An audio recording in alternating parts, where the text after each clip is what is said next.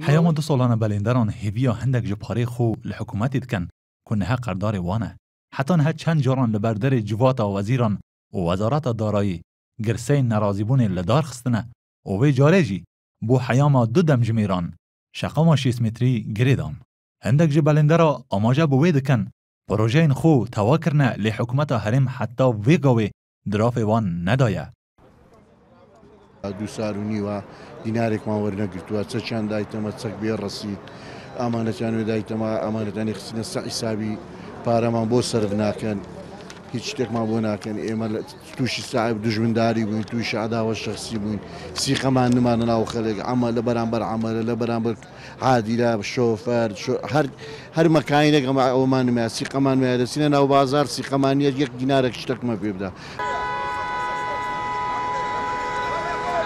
بلندرک دبیجی 400 میلیون دینار وی لای حکومتی او داخواست که جبوی جشن رمضان هندک پاره بدنی داکو بشیتن جشن پی درباز بکه او دبیجه او قردار به دهان کارگر خودان اتومبیل و تشتین آواهی چیکرنیه من وەکو بەڵێندەر وەکو خۆم دەتوانم قسە بکەم دەوری 400 میلیۆنم هەیە لە کنیان پێشی مانگەک چیمەکن مدیر عام ڕزام لێ کردیە لۆ 4 میلیۆن نەیدایمێ لۆ 2 میلیۆن نەیدایمێ ئەمە 8 نەفەرین لە مارێ ئەمن باعتیبار سەرۆکی ئەو عائیلە ئەمە 1 مۆزەفمان نییە مەعاشخۆرمان نییە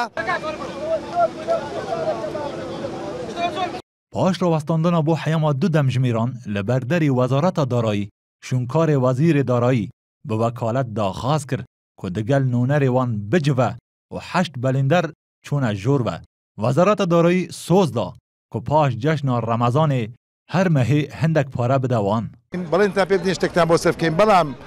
پاش جێژن ئێمە گوتمان ماخەنە بەرنامە مانگانە شتێکمان بۆ سەر بکرێ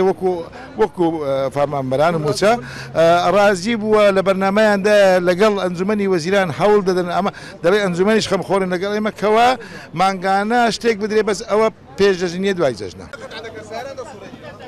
حکومت هرم کردستان حتی نه زیادتر 2 میلیارد دلار قردار بلندرانه